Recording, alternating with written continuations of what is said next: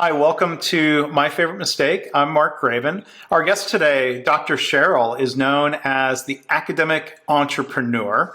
And in our messages back and forth about getting her onto the show, and I'll tell you more about her in a second, I think I know she's the perfect guest for this show because she said in that message, yes, I am the queen of failures. So Cheryl, thank you for that, and thank you for being here. You are welcome. It's amazing to have that moniker so late in life, but hey, go big or go home. Well, and there's a lot to talk about that. And some people wouldn't like that moniker, or, academic entrepreneur is a great moniker.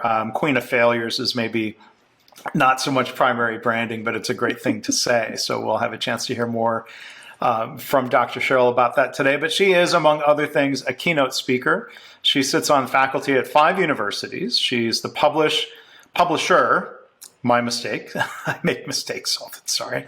She is the publisher at the Lentz Leadership Institute.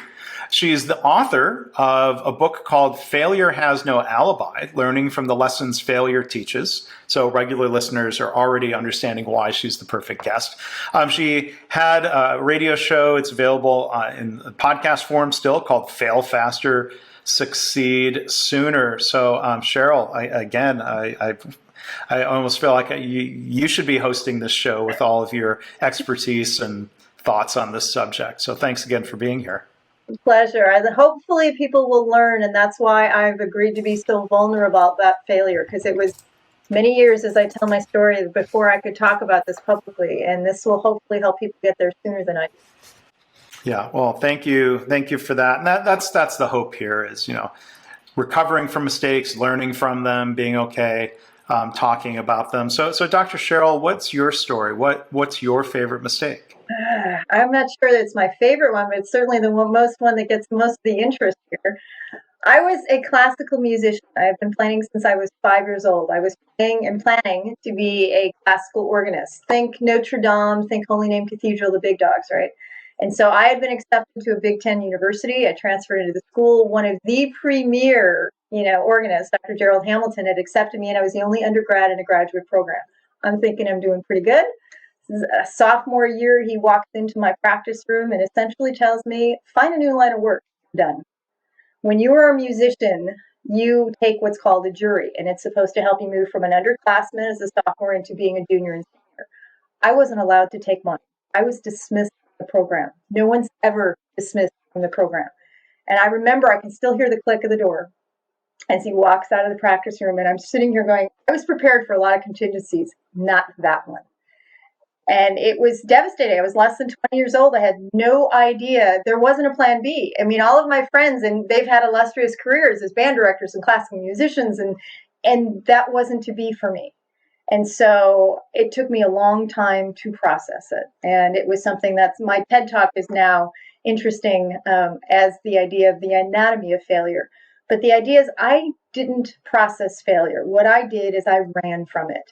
And I basically put my toys in the sandbox. I basically ran out the door and says, you don't want me, I don't want you, I'm out of here. And so I ran to my counselor to be able to say, well, what do I do? And so I was still able to salvage a career. Still graduated in 4 years with a stint in summer school. But here's the lesson, particularly now. This was forced compliance. This was not my choice, not my idea of a good time, never even in my purview, not in the rearview mirror. But this was actually, and wait for it, a gift.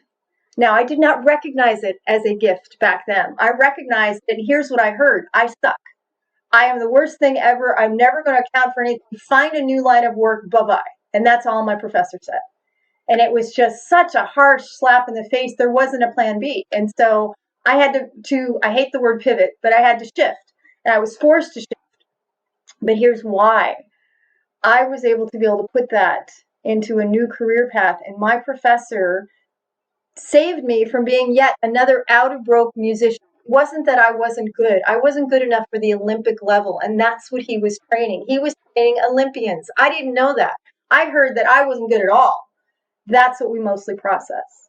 And I really believe that if somebody, including him, would have helped me process this, I might have stayed in the game of music. And so what did I do? I put that into a box. I put it in the back of my closet. I didn't play for more than 30 years. 30 years. Music was my sanctuary. Music was my church. Music is who I was. And I just said, nope, I'm done.